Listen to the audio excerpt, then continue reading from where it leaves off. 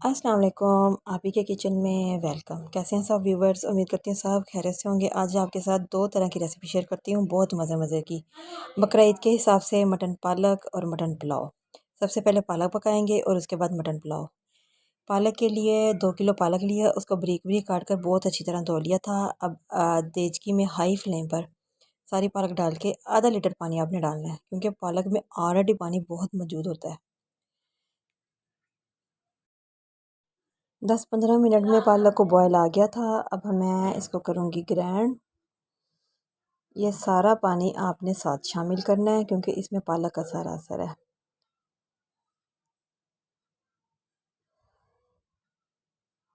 पालक हमारी ग्रैंड हो चुकी है, इसको अलग बर्तन में निकाल लेंगे। इंशाल्लाह ताला मेरी इस पालक की रेसिपी से आपको शादियों वाली जो पालक होती है उससे बढ़कर टेस्ट मिलेगा। मटन, किलो मटन का गोश्त लिया।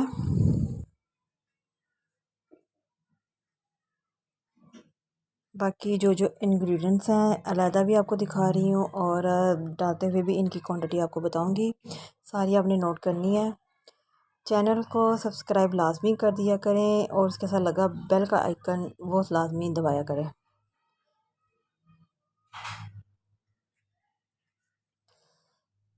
मटन को हमने प्रेशर में सिर्फ 15 से 20 मिनट के लिए रखना है, हाई फ्लेम पर।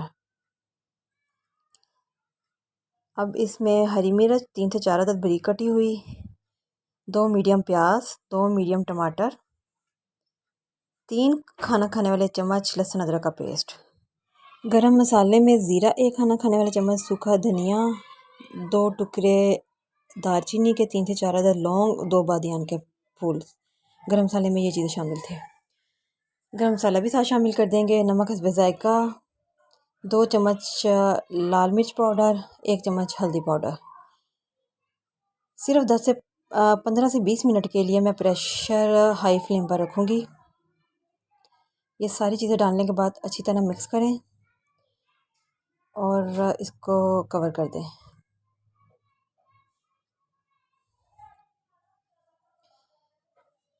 15 मिनट तक पानी बिल्कुल खुश्क हो चुका था और गोश्त भी बहुत अच्छी तरह गल गया था। इसमें 3 चम्मच खाना पकाने वाले शामिल करूँगी। घी हमने शादियों की तरह तो नहीं इस्तेमाल करना, लेकिन दूसरी हांडी की निस्बत थोड़ा ज़्यादा इस्तेमाल होगा।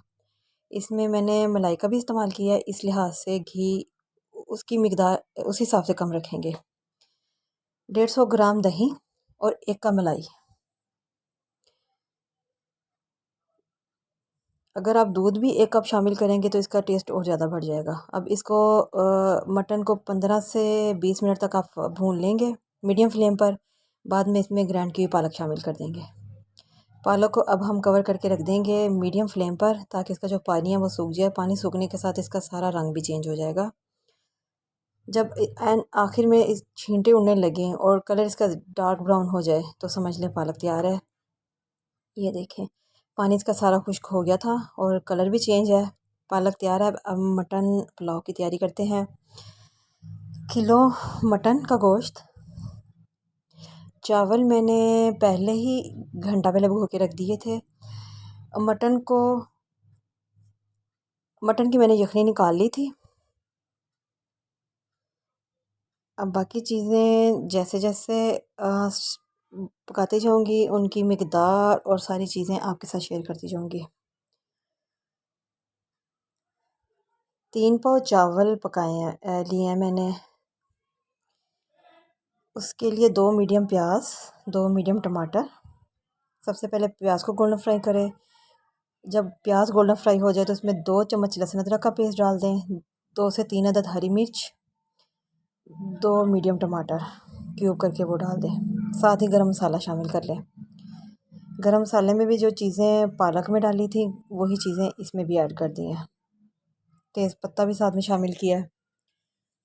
100 ग्राम दही डाल लेंगे। अब इस दही में इस मसाले को अच्छी तरह भून लेंगे। जब दही का पानी खुश्क हो जाए तो 1 से 2 मिनट के लिए मसाले को फ्राई करें। इसमें यखनी वाला पानी डाल देंगे, जो हमने यखनी निकाल के रखी हुई थी पहले से।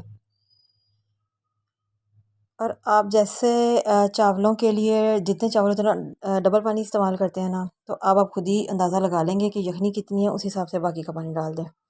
पानी डालने के बाद 1 चम्मच दड़ा मिर्च, नमक हस्बे ज़ायक़ा शामिल करके पानी को बॉयल आने के लिए रख देंगे। 1 चम्मच लाल मिर्च पाउडर डाला है। पानी को बॉयल आने पर इसमें चावल डाल देंगे।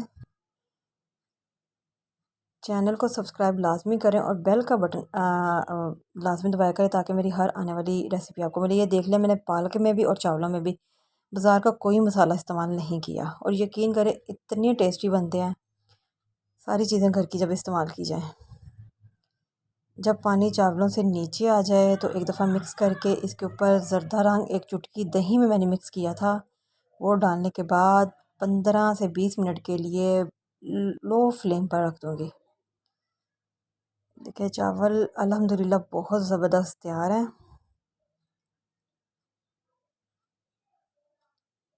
चावलों को अलहदा से निकालें ट्रे में और पालक को निकालें सर्व करें। उम्मीद करती हूँ कि आपको पसंद आए होंगे और लाजमी ट्राई करके फ़ीडबैक दीजिएगा। अपनी दुआओं में याद रखिएगा। अल्लाह हाफ़िज़।